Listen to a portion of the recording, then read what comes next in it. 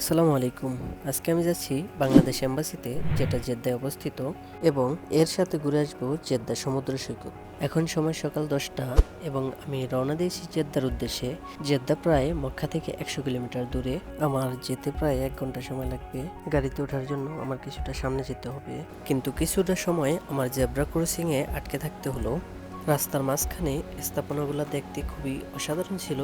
অতঃপর গাড়িতে উঠে পড়লাম এবং জেদ্দার উদ্দেশ্যে রওনা শুরু করলাম।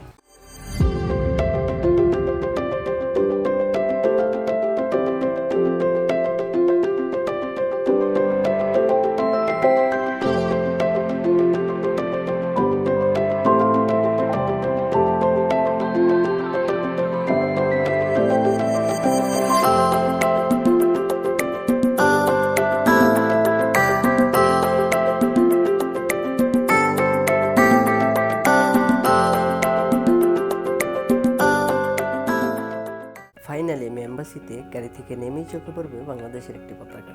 এম্বাসির বাইরের পরিবেশটা ছিল খুবই সুন্দর, যে কারোরই ভালো লাগবে, কিন্তু ভিতরের পরিবেশ দেখে আমি হতাশ। ভিতরের ফুটেজগুলো আমি নেইনি, কারণ ভিতরে ভিডিও করা নিষেধ ছিল, এ কারণে আমার ফুটেজগুলো নেওয়া হয়নি। যাই হোক, কাজ শেষ করে আমি চলে যাই খাবার হোটেলে। এম্বাসির পাশেই বাংলাদেশি হোটেল, সেখানে চলে গেলাম খাবার খাওয়ার জন্য। হোটেলের পরিবেশ আর খাবারের টেস্ট ছিল এভারেজ। খাওয়া দাওয়া শেষ করে চলতে শুরু করলাম সমুদ্রের উদ্দেশ্যে।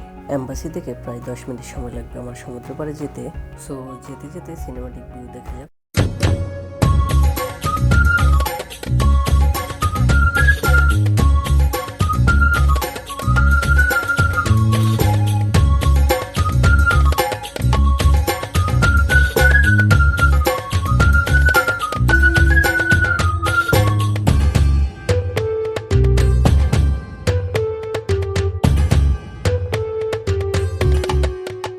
ফাইনালি আমি সমুদ্র পাড়ে এবং অনুভূতি ছিল অসাধারণ।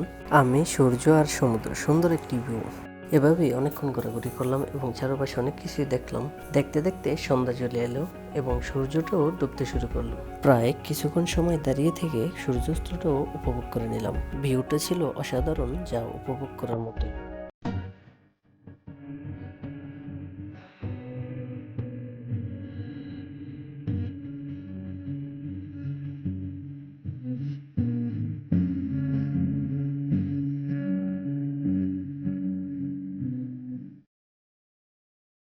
এখন সন্ধ্যা হয়ে গেছে। এই ছিল আমার আজকের ভিডিও। অবশ্যই ভালো লাগলে শেয়ার করবেন এবং পেজটিকে ফলো করে রাখবেন।